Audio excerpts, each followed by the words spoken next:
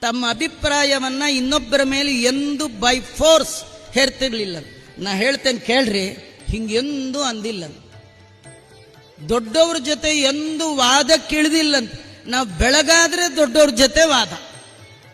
ಮನೇಲಿ ಅಪ್ಪ ಮಕ್ಕಳು, ಅತ್ತೆ ಸೊಸೆ, ಅಕ್ಕ ತಮ್ಮ, ವಾದ ವಾದ ವಾದ.